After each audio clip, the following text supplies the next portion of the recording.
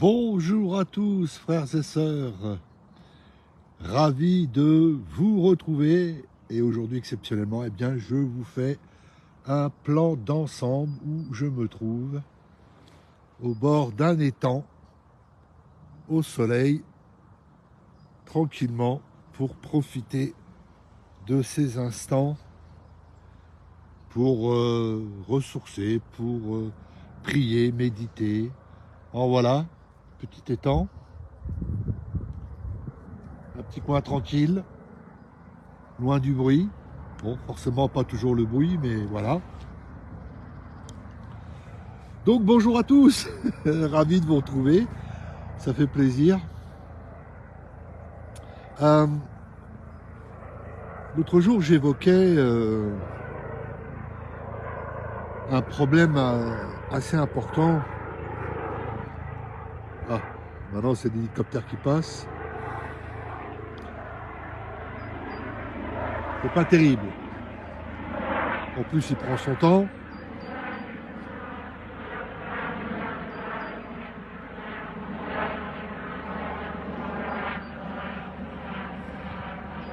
Donc je disais,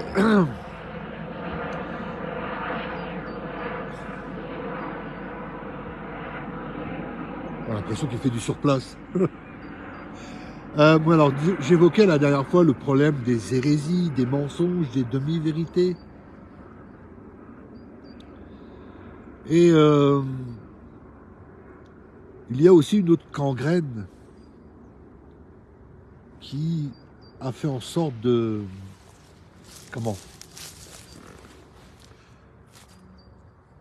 qui a fait en sorte d'anéantir le christianisme.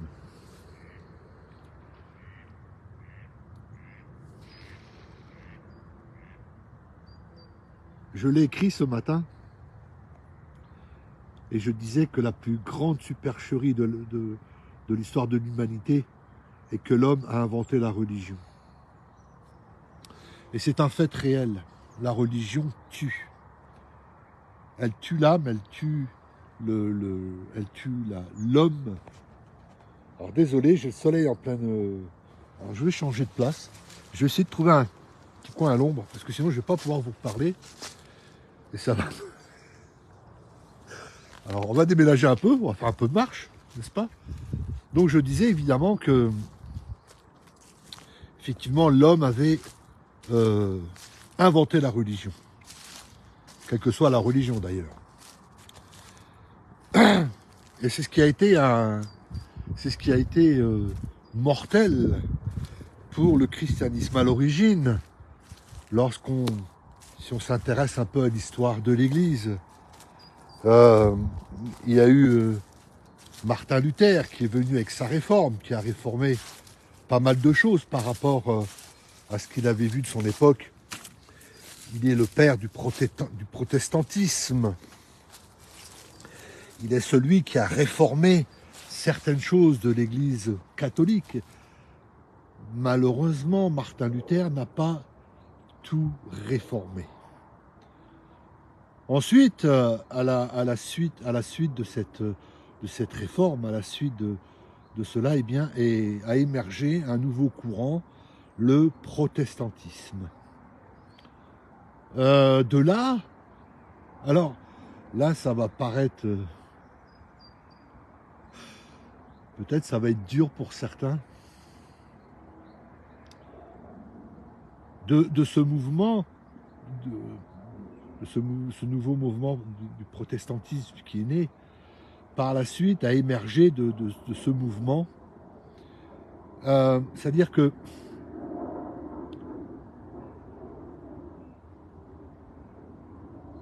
les protestants,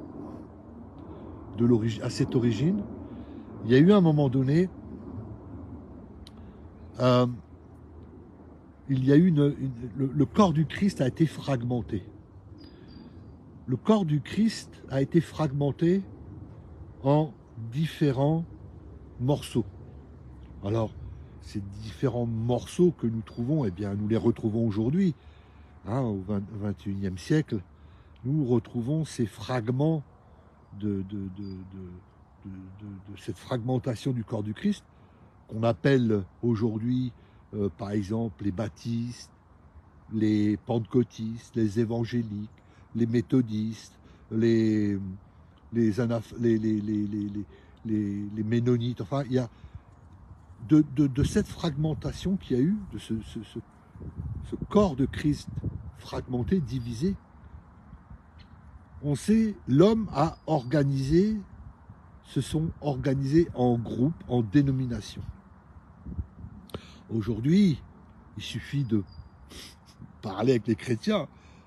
Lorsque vous parlez avec des chrétiens, la première chose qu'on vous demande, mais de quelle église tu es? On ne sait jamais, si tu es catholique, si tu es bouddhiste, de quelle église? Alors ça rassure le chrétien. Mais moi je suis pentecôtiste, moi je suis ceci, moi je suis... oui, d'accord, ça rassure les gens. De quelle dénomination?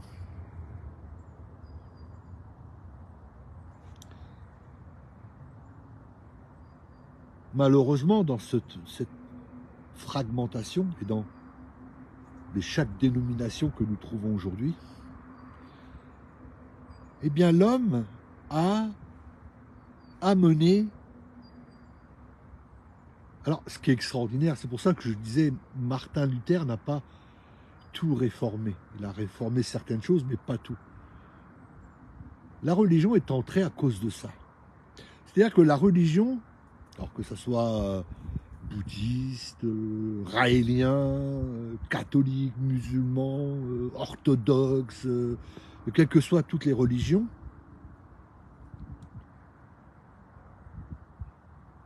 ils reconnaissent l'existence d'un Dieu, ils reconnaissent l'existence de Dieu.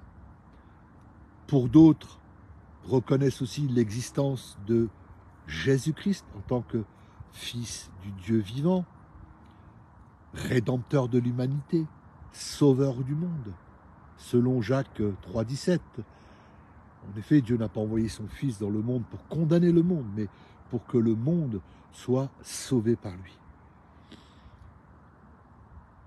Donc ils ont amené cet esprit de religion.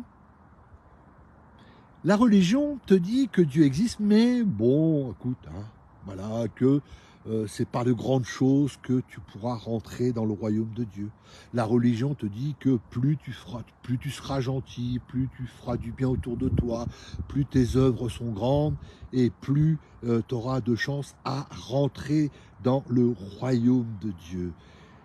Alors, la religion, elle te dit que Dieu existe, mais que tu n'es pas sûr d'être sauvé. On le voit chez les témoins de Jéhovah, on le voit chez les catholiques, on le voit chez les musulmans, dans toutes ces religions qui existent. Je dirais que c'est une religion de fatalité. On croit en Dieu, enfin, on espère croire en Dieu pour être sauvé.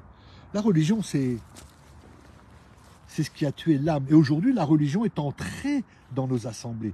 Il suffit de regarder toutes ces grandes assemblées que nous avons. Les dirigeants de ces églises-là, ce sont des religieux. Ils ont donné une certaine importance à la religiosité et qui ont fait entrer dans l'église. Alors, dernièrement, il y a des gens qui m'ont dit « Frère,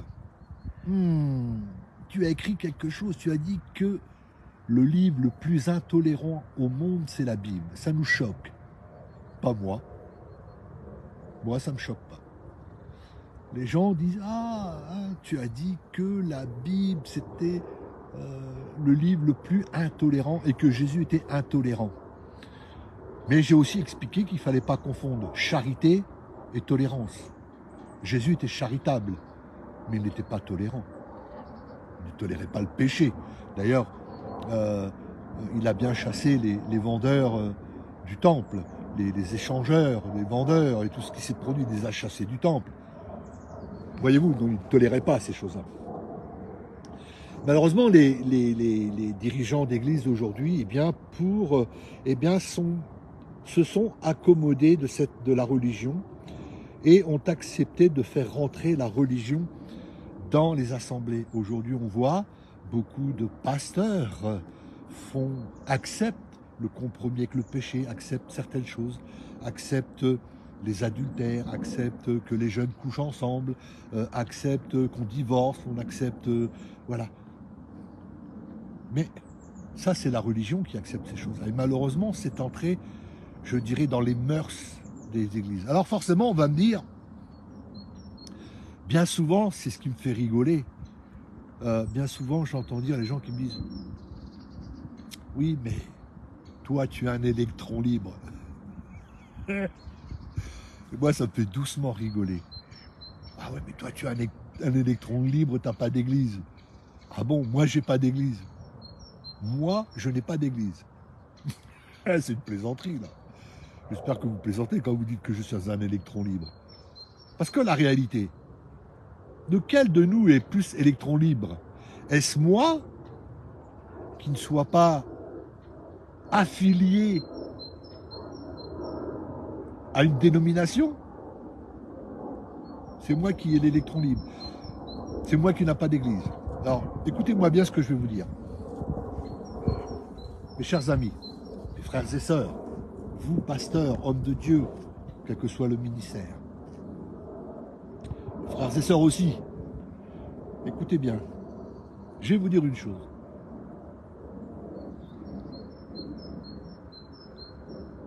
Je n'ai pas d'église, de bâtiment apparent. Effectivement, je n'appartiens pas à une dénomination. Contrairement à vous, parce que vous êtes très attachés à vos dénominations. Ah, mais moi, je suis baptiste, moi. Ah, moi, je fais partie de la bonne nouvelle. Moi, je fais partie des ADD. Moi, je fais partie de ceci. Ouais. Et moi, je fais partie du corps du Christ. De la véritable église de Christ. L'église de Jésus-Christ. Dont lui seul, il en est la tête. Voilà mon église. L'église, c'est lorsque je suis avec des frères et sœurs qui aiment le Seigneur. Et que lorsqu'on se rassemble, Christ au milieu de nous. Ça, c'est l'église. Je ne fais pas les dénominations. Et après, c'est moi l'électron libre.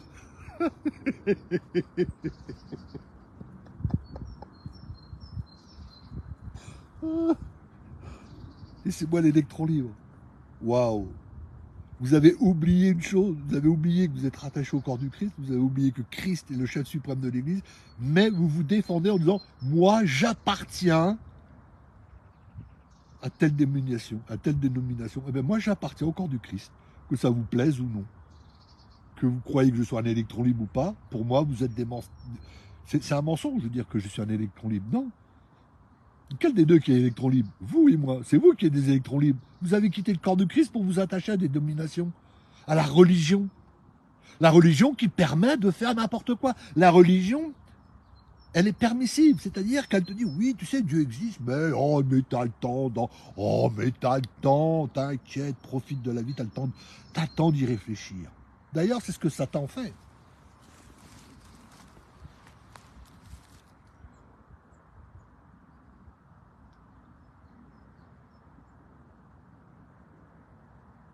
Un jour,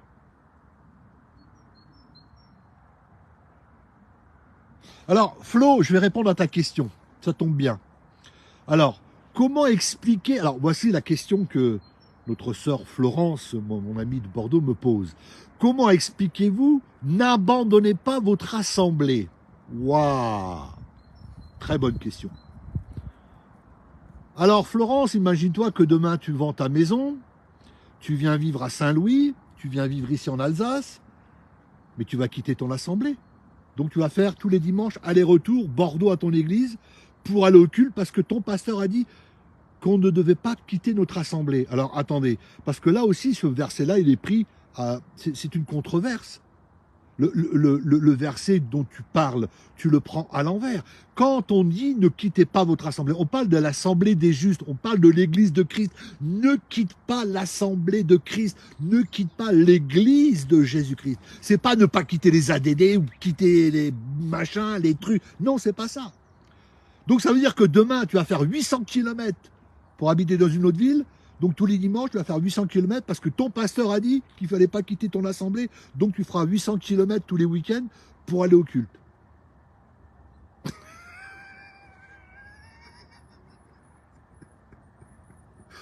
Donc c'est ça. T'imagines, tu pars en mission au Canada, et toutes les semaines, tu es obligé de revenir du Canada pour aller au culte dans ton église, parce que ton pasteur a dit, tu ne dois pas quitter ton assemblée. Waouh! Là aussi, c'est encore pris à l'envers. Non, en fait, quand Paul nous parle, ne quitte pas. On parle de l'assemblée des justes. On parle de l'assemblée, ce qui représente l'église du corps, l'église de Christ, le corps du Christ.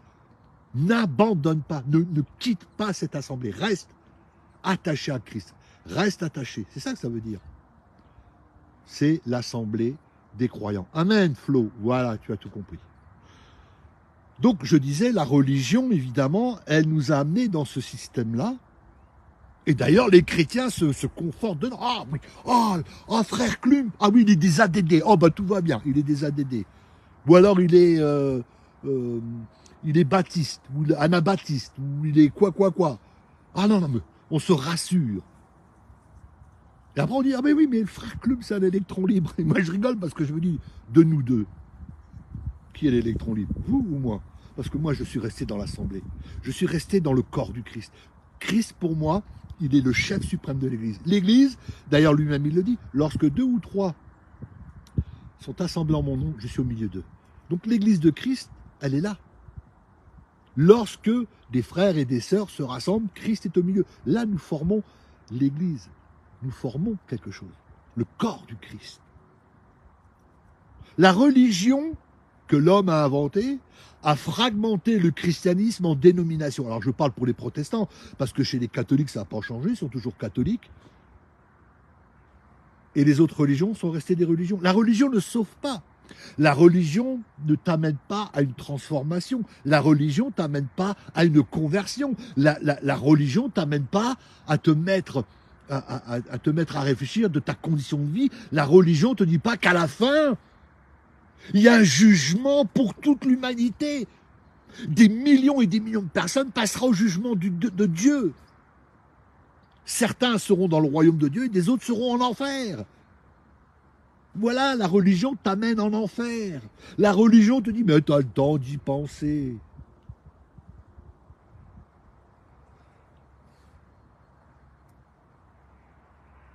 Un jour,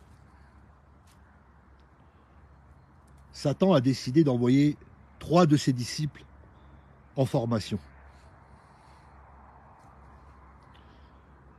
Après quelque temps, il va s'enquérir un peu de savoir où ils en sont.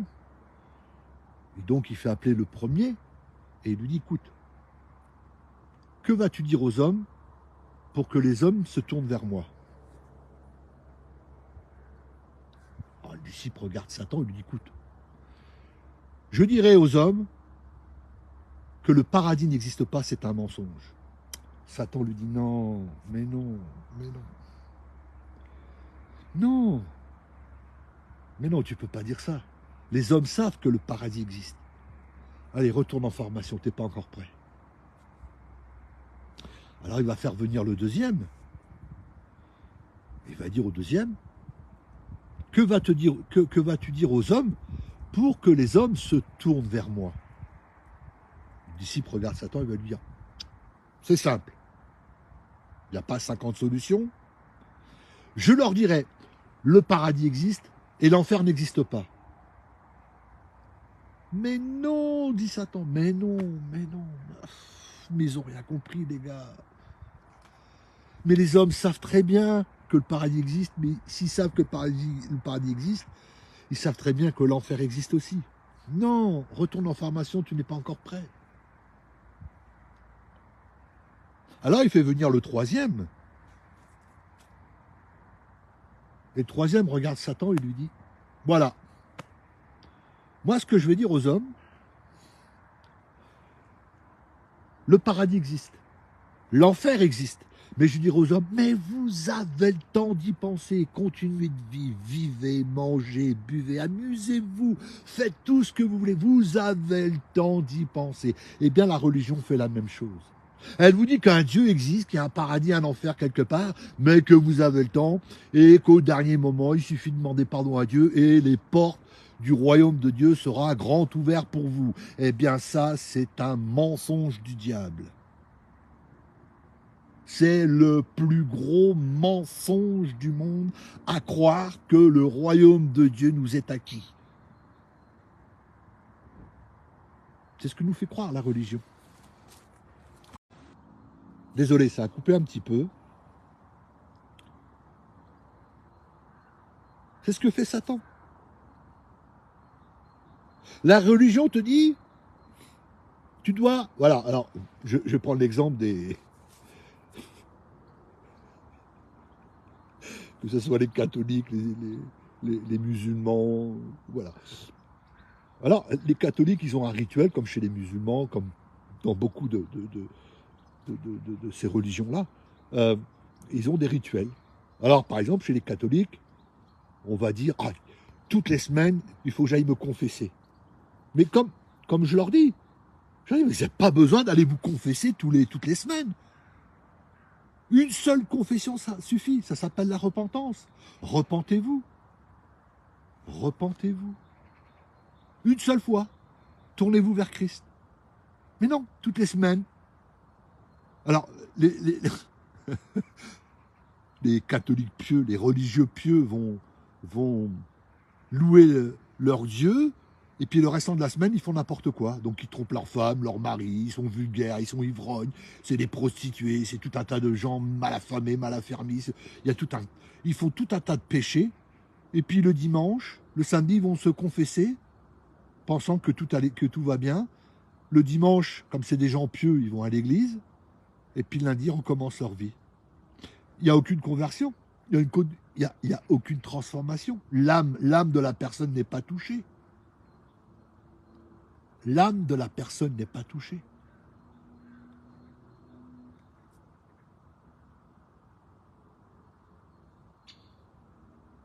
Et aujourd'hui, dans les églises protestantes, eh bien, la religion a une place importante. Beaucoup de pasteurs, de dirigeants de toutes ces grandes dénominations ferment les yeux, détournent le regard. C'est pour ça qu'on voit beaucoup dans les assemblées protestantes des gens qui ont divorcé, des gens qui se remarient, des jeunes qui couchent ensemble. Alors, sous prétexte qu'ils se fréquentent depuis leur enfance, on leur permet de coucher ensemble. Mais où t'as vu jouer ça où, là? Et on accepte tout un tas de choses. Donc la religion est venue s'asseoir tranquillement sur les bancs de ce fameux mouvement protestantisme que Martin Luther n'a pas réformé jusqu'au bout. Et on accueille à bras ouverts cette religiosité. Et puis on dit finalement, on est au XXIe siècle, et puis bon, le monde change. Le monde change, la technologie change. Mais malheureusement, la parole de Dieu, elle ne change pas. Elle était, elle est, elle restera la même jusqu'à la fin. Jusqu'à la fin. Aujourd'hui, la mondanité est entrée dans l'Église. Et évidemment, de plus, le fait d'être entré dans l'Église, elle a apporté aussi un impact dans l'Église. Aujourd'hui, on impose aux dirigeants d'Église, par exemple, de leur dire il faut accepter tout le monde, il ne faut pas juger, il ne faut pas critiquer, il ne faut pas dire les choses, il ne faut pas dire que ce sont des pécheurs. D'ailleurs, on ne dit plus, je ne sais pas si vous avez remarqué, hein, mais depuis quelques années déjà, on a changé des mots pour ne pas brusquer la sensibilité des gens. On ne parle plus de l'ivrogne, on dit une addiction. On ne dit plus la prostituée. On parle de femme de nuit. On ne parle plus de l'homosexualité. On ne parle plus de ces gens qui se mélangent entre eux. On n'en parle plus. Parce que la religion a mis un terme à toutes ces choses-là. Même le péché, on n'en parle plus. Ce matin, j'étais en train d'écrire et pendant que j'étais en train d'écrire, il y avait quelque chose qui m'est venu.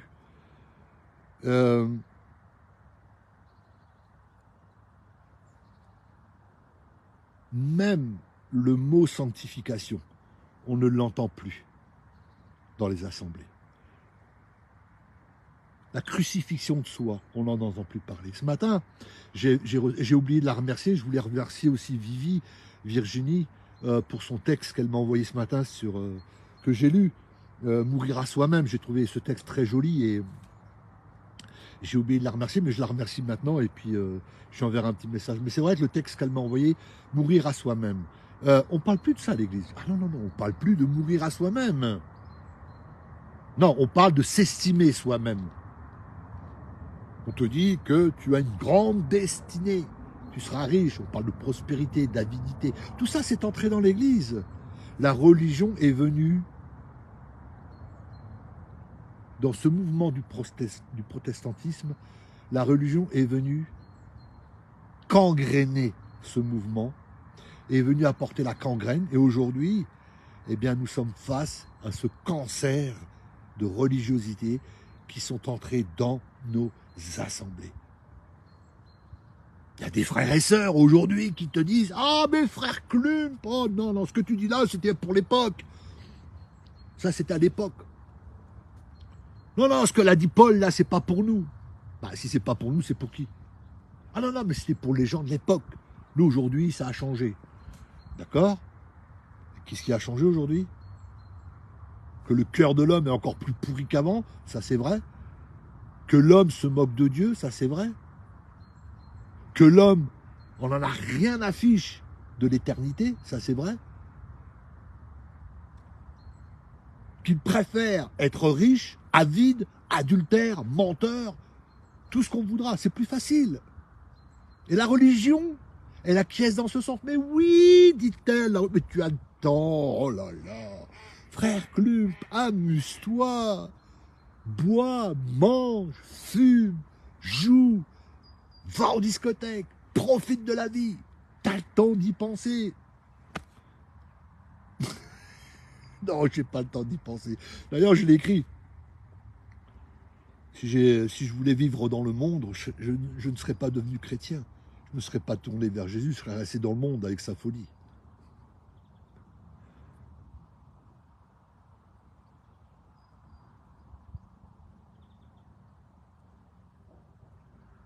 Mais ce qui est rassurant, et j'aimerais vous exhorter à vous réjouir, pas de la religion, de ce qu'on voit, mais nous réjouir que il y a un temps, le Seigneur viendra nous chercher. On rejoindra le Seigneur dans les airs, on sera pour toujours avec lui. C'est ce que nous lisons dans 1 Thessalonique au chapitre 4. Et nous serons pour toujours avec lui. Mais pour les autres. Pour les autres. Parce qu'entre l'enlèvement de l'Église et le jugement, il y a encore 1000 ans qui va passer. Mais après ces 1000 ans, après ces 1000 ans, il va y avoir... Alors, j'aime bien ce que dit l'Apocalypse au chapitre 20. Lorsque Jean, le bien-aimé frère, lorsque Jean nous parle d'un sujet important, primordial, un sujet qui intéresse toutes les personnes qui sont en danger de mort. Il nous parle d'un fait réel qui va se produire, qui s'appelle le jugement du grand trône blanc. Nous le lisons dans l'Apocalypse chapitre 20. Et dans ce texte-là, la Bible nous dit que le séjour, la mort et le séjour de mort ont rendu les morts. La mer a redonné ses morts. Et tous ces gens-là seront jugés devant Dieu. Il y aura des milliers, des millions et des millions de personnes qui passeront au jugement devant Dieu. Relisez Apocalypse 20.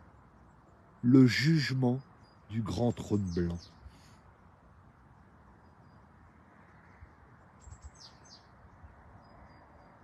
Mais c'est là que la religion va vous amener. Et c'est là qu'elle a amené l'Église. Alors des fois je me dis,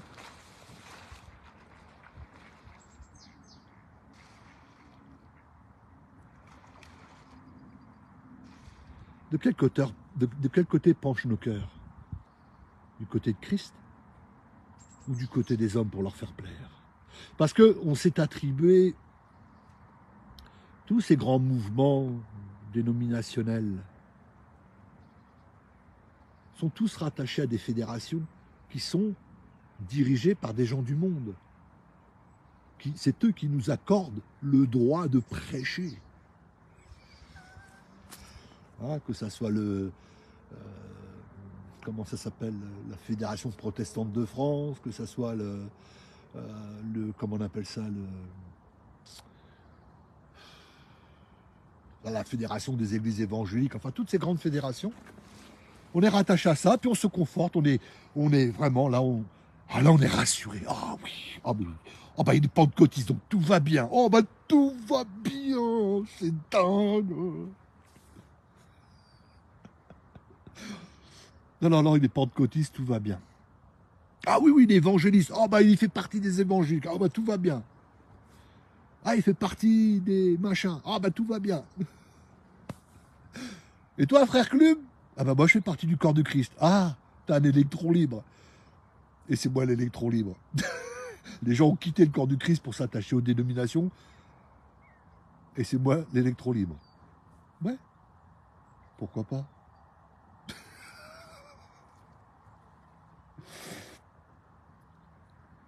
En plus des hérésies, en plus des compromis, en plus de la falsification de la parole de Dieu, en plus de toutes ce détournement de la parole de Dieu, en plus de ça, la religion vient mettre encore une couche pour bien nous faire asseoir dans les erreurs et de ne plus y bouger. Malheureusement, non pas malheureusement, heureusement, et je bénis le Seigneur, qu'il y a encore au milieu de nous des gens qui sont comme moi, qui sont triangulaires, hein, et qu'on essaye d'enfoncer dans un truc où c'est un truc rond qui rentre dedans. Et on essaye de nous formater pour qu'on soit comme eux. Eh bien, je bénis le Seigneur qu'il y a des gens qui ne soient pas comme vous, qui ne soient pas... C'est pas que je prends plaisir à ce que je dis, c'est pas que je me réjouis de ce que je dis, je m'attriste de voir qu'il y a des gens qui ont fait des études théologiques, qui ont fait tout un tas de choses et qui se retrouvent prisonniers dans une religion et qui croient qu'ils sont dans la vérité. En permettant au milieu d'elles, au milieu de leur assemblée, les adultères, les mensonges, le péché, les abominations, les jeunes qui couchent ensemble, la masturbation, la drogue, l'alcool, Mais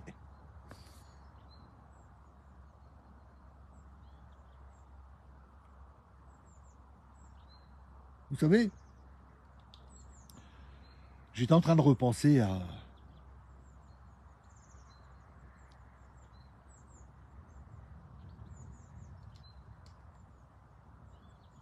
Il y a 2 mois, il y a 2 Frédéric. Oui. Frère Clume, qu'est-ce que tu racontes là? Comment tu es 2? Oui, dans mes chaussures.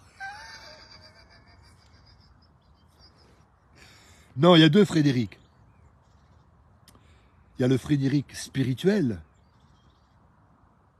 qui connaît la parole de Dieu, qui a été régénéré par la parole de Dieu. Et il y a le Frédéric naturel, qui, avec sa chair, réclame ses droits. Et nous sommes en confrontation chaque jour. C'est-à-dire que l'homme, le moi spirituel est en contradiction avec le moi naturel. Le moi, le Frédéric spirituel est en contradiction avec le Frédéric naturel. C'est-à-dire que ce que je sais de la spiritualité, mon esprit se soumet à ce qui est écrit, mais ma chair ne le peut pas. Elle ne peut même pas se soumettre. Parce que la chair réclame ses droits. C'est à moi, c'est le mien, c'est mon, c'est je. Et il y a le Frédéric spirituel qui connaît la parole de Dieu qui dit non.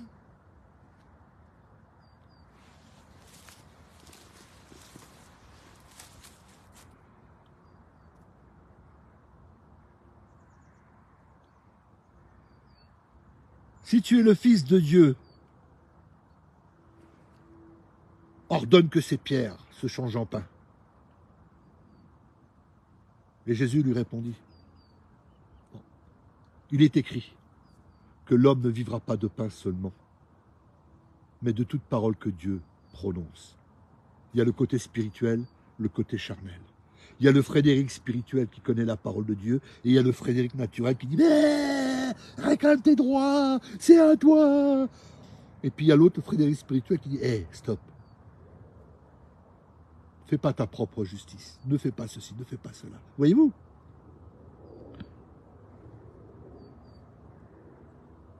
Le côté charnel, le côté de la chair va te dire « Hé, ordonne que ces pierres deviennent des pains. » Mais il y a le côté spirituel qui va te dire « L'homme ne vivra pas de pain seulement, mais de toute parole qui sort de la bouche de Dieu. »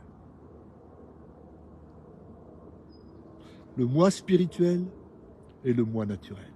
Et ils sont dans un conflit chaque jour. Le plus grand danger de l'homme, c'est l'homme lui-même. Mon plus grand danger est moi-même. Parce que mes pensées ne sont pas celles des dieux, mes pensées ne sont pas celles de Dieu. Mes désirs ne sont pas celles de Dieu. Mes projets ne sont pas ceux de Dieu. Ce que je veux faire n'est pas... Voilà. Mais il y a le côté spirituel qui me rappelle, qui me dit non.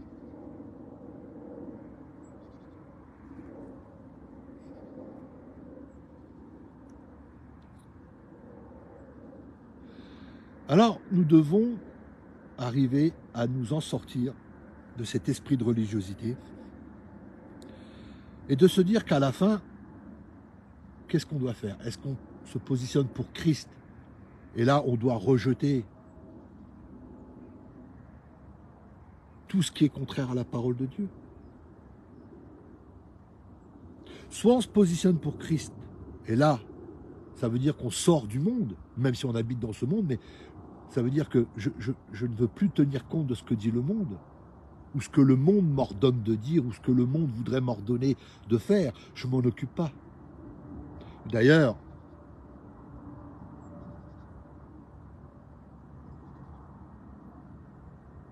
ou bien, je m'incline, j'accepte ce que le monde me dit de faire, et je le fais, mais je ne suis plus dans la volonté de Dieu. Qu'est-ce que je dois choisir? Alors je me positionne pour Christ. Quitte à me faire des ennemis, quitte à me retrouver tout seul, je m'en fiche, c'est pas le problème. Alors, à vrai dire, je n'ai que faire, moi, de plaire à mes amis, de plaire à mes voisins, de plaire à ma famille. Je ne suis pas là pour plaire, je ne suis pas là pour faire plaisir aux gens. Tant que je plaise à Dieu, tant que je plais à Dieu, tant que Dieu m'aime et m'approuve, le reste, c'est pas trop important.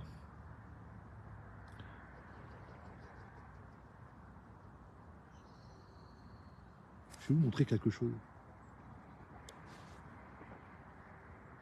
Voilà. Un petit étang. Et je ne sais pas si vous allez pouvoir vous en apercevoir. Hop, ils se sont envolés. Ah bah, ils vont plus vite que moi là. Bon, allez, c'est des canards. Bon. Enfin voilà. Voilà où je suis. Le temps est un peu grisaille. Il y a un fond de soleil qui voudrait apparaître, mais bon, voilà. Et je suis bien. Et c'est un endroit que j'ai voulu vous faire partager avec vous. Voilà, donc j'ai voulu vous parler de la religion aujourd'hui, parce que la religion est mortelle. La religion ne transforme pas les gens, la religion ne fait pas de convertis, il n'y a pas de prise de conscience sur le danger du péché. Il n'y a pas de prise de conscience quant à l'entrée dans le royaume de Dieu.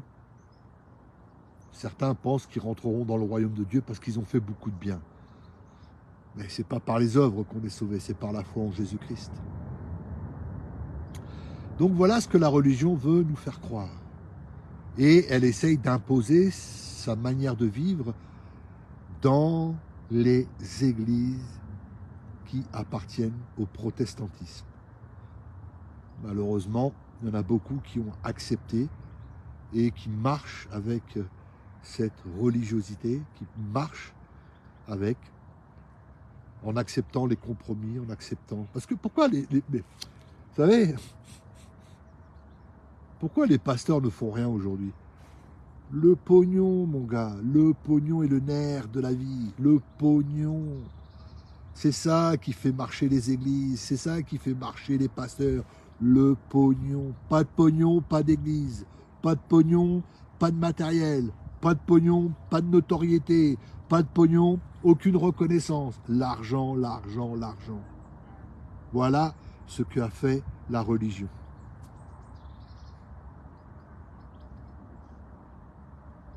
Et beaucoup se sont pervertis. Beaucoup se sont perdus là-dedans. Et le pire, c'est que ces gens qui se sont perdus ont amené avec eux ceux qui étaient derrière eux et les ont amenés dans leur perdition. Je ne dis pas dans la perdition, mais je veux dire qu'ils se sont éloignés du plan de la parole de Dieu. Ils se sont éloignés de tout cela.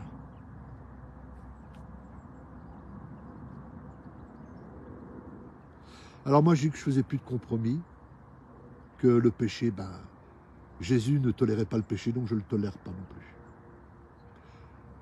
Après, vous pouvez me voir comme vous voulez, je n'ai que faire. Je n'ai que faire. Toute gloire revient au Seigneur, toute gloire revient à l'agneau de Dieu. Honneur et gloire sont à notre Seigneur, pour les siècles des siècles. Amen. Donc voilà, c'est ce que j'ai voulu partager avec vous.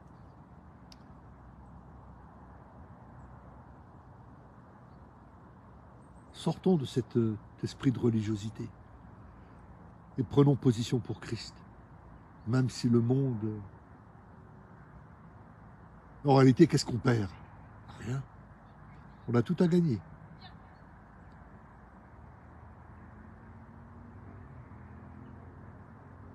En s'éloignant de la religiosité, en s'éloignant de toutes ces personnes toxiques, c'est pas une perte, mais c'est un gagne-pain. On gagne en toute chose.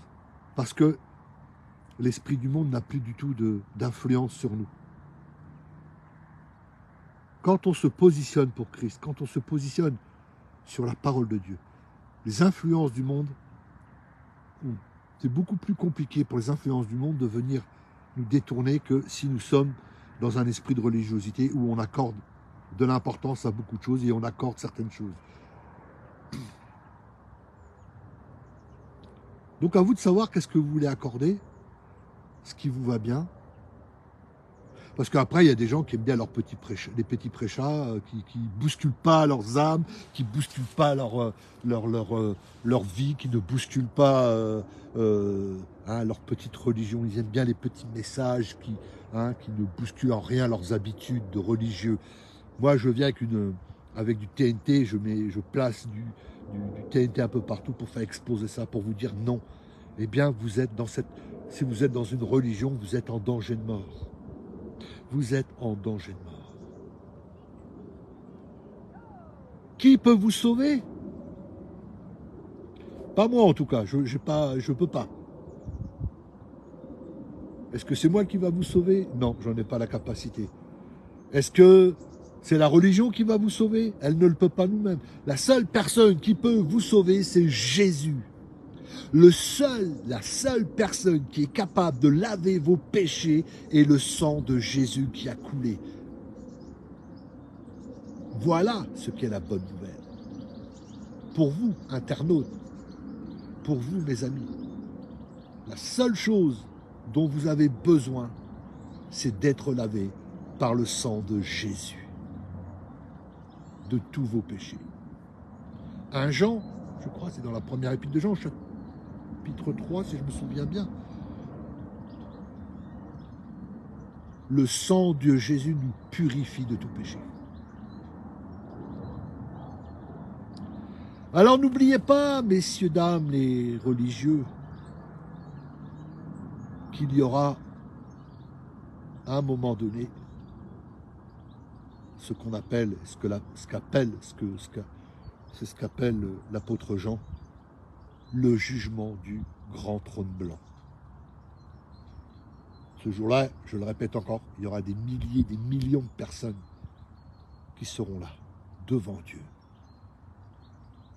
qui essaieront de s'effacer devant Dieu, qui seront dans la terreur à cause de la sainteté de Dieu. Alors, n'attendez pas ce jour terrible, angoissant.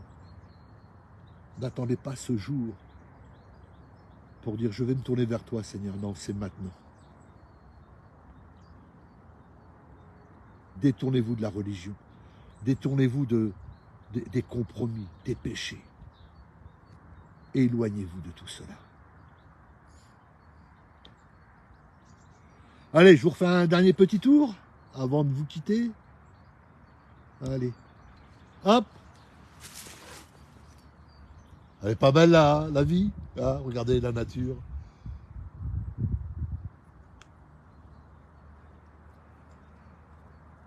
Alléluia. Oh oh. Désolé, j'ai failli faire une bêtise.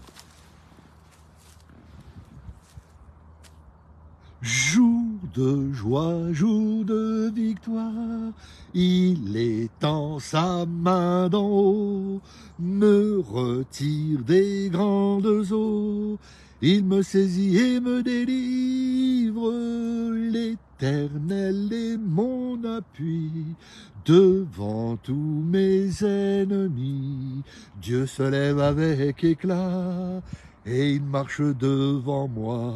Amen. J'aime beaucoup ces chants-là parce que ils sont tellement puissants, ces cantiques. Dieu se lève avec éclat et il marche devant moi. Oh là là là là, Seigneur.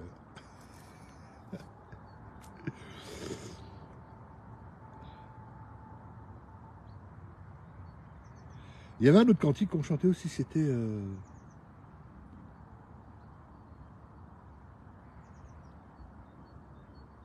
J'entrerai dans ses portes avec la joie dans mon cœur. Je viendrai louer le Seigneur. Je dirai, voici le jour que l'Éternel a fait, qui soit pour nous tous un sujet de joie.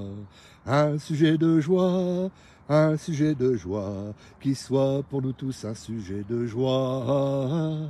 Un sujet de joie, un sujet de joie, qui soit pour nous tous un sujet de joie. J'entrerai dans ses portes avec la joie. Oui, rentrons dans la maison du Seigneur avec la joie dans nos cœurs. Louons le Seigneur. Et ne laissons pas les influences mondaines venir noircir nos pensées, venir troubler notre quiétude, notre paix avec Dieu. Gardons-la intacte, inébranlable, sans s'occuper des influences mondaines. J'entrerai dans ses portes avec la joie dans mon cœur. Je viendrai louer le Seigneur. Je dirai, voici le jour que l'Éternel a fait, qui soit pour nous tous un sujet de joie. Un sujet de joie, un sujet de joie, qu'il soit pour nous tous un sujet de joie. Un sujet de joie, un sujet de joie, qui soit pour nous tous un sujet de joie. Nous apportons dans ta maison le sacrifice d'adoration. Nous apportons dans ta maison le sacrifice d'adoration. Alléluia. Écoutez, je vous souhaite une bonne après-midi. On se quitte sur ces cantiques. Alors, j'entends certains qui vont dire « Oh, c'est des vieux cantiques qui datent de 1800 peut-être », mais c'est des cantiques qui fonctionnent, des cantiques qui nous font du bien, des cantiques qui nous rappellent qui est Dieu, et j'aime beaucoup ces vieux cantiques. En tout cas, passez une bonne après-midi, un bon lundi à vous tous, bonne semaine à vous tous. On se retrouvera dans d'autres messages. En attendant, eh bien, que le Seigneur vous bénisse, que Dieu vous garde, et je vous dis à très bientôt pour un autre temps passé dans la parole de Dieu, dans les exhortations, les témoignages, messages, que sais-je, ce que le Seigneur nous met à cœur. En attendant, regardez, vous voyez, je suis venu au bord de cette petite étang et regardez ce que j'ai trouvé. Un flotteur. Voilà, un flotteur. Pour aller à la pêche. Alors non, je ne vais pas pêcher que des âmes, parce que cette année, je vais pêcher du poisson aussi. En plus des âmes, je vais pêcher du poisson. Non, voilà, donc en tout cas, bon après-midi à vous. Et je vous dis à très bientôt pour un autre temps de partage dans la parole de Dieu. En attendant, passez une bonne après-midi, soyez bénis et à très bientôt. Bye bye.